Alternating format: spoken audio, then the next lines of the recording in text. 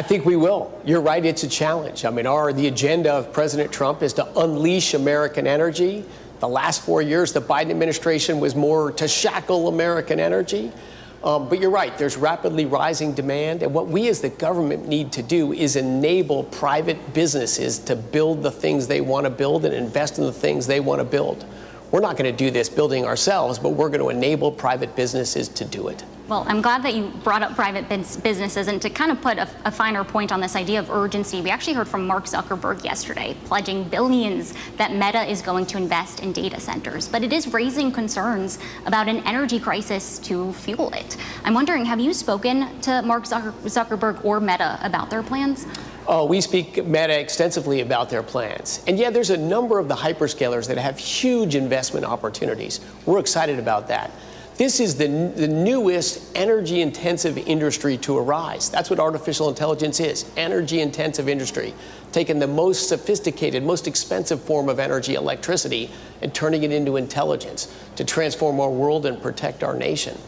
So yeah, Meta has huge investment plans, as does Amazon and Microsoft and Google and the other players in that space. And we need all of them will invest. It's a few $100 billion this year.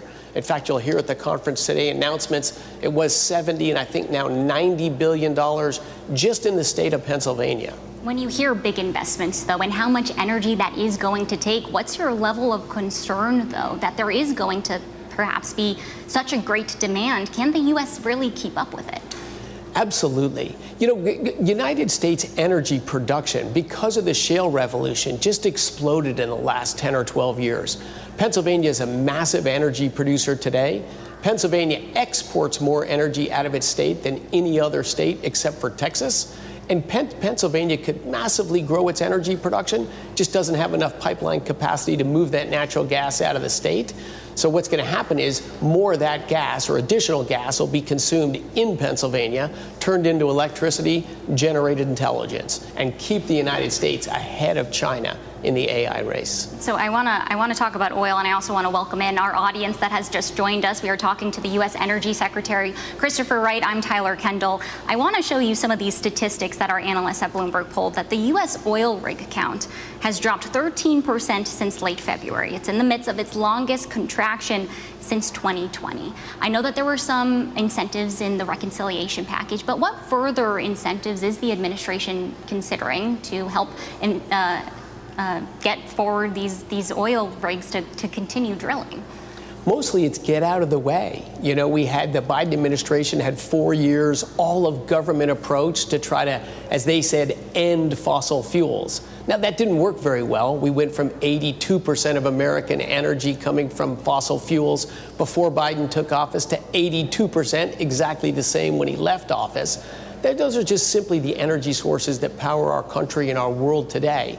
But it's get out of the way of the marketplace. Right now, U.S. production has grown so fast, as has other places in the world, that prices are maybe at the low end of profitability for producers here. So you see a pullback in activity.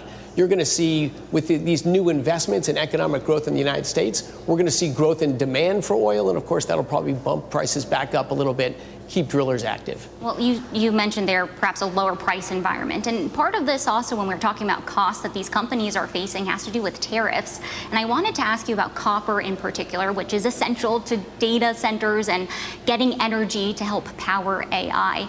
What sort of impact is a 50% copper tariff set to go into effect on August 1st going to have when we're talking about the cost for energy infrastructure? Well, I think the biggest impact of that 50% tariff on copper is going to speed up copper mining in the United States. We have enormous copper resources here. We have some huge mines that have been trying to get going for years. We want to get copper production growing rapidly in this country. Copper, like steel, is just essential to everything that happens in the world. Should we expect the energy industry to get some sort of tariff carve-out moving forward? I believe the president plans no special carve-outs. He wants to reindustrialize the United States of America. There's a lot of tools to do that. Make it easy to invest in the United States, make it attractive to invest in the United States, and tariffs are an additional element of that toolbox. I'm sure you're talking to industry, though. Is Yes. a carve-out on the table? Are there any negotiations underway for, say, the oil industry to get a carve-out when it comes to the equipment that they use in the field, like copper or steel, for example? No discussions right now. We are hearing from the industry, and of course this is true. If you incrementally raise the cost of projects, that hurts the economics of them. We want to do everything we possibly can to maximize investments in the United States so jobs and opportunity come here to our country. Lastly, I just want to ask you a geopolitical question, because we did hear from President Trump yesterday threatening 100% so-called secondary tariff on countries that import Russian energy supplies. If that were to go into effect, what would that do to prices in the global energy market? Something like that would likely drive oil prices up. I think President Trump's strong agenda there is to end the war in Ukraine. Our hope is that that large pressure will have an impact on Russia, and we can bring just a brutal war in Eastern Europe to an end. That's President Trump's goal, is prosperity at home and peace abroad. And the old formulas weren't working very well in that respect. So yeah, President Trump has very different tools, very different negotiating skills, and very different level of boldness.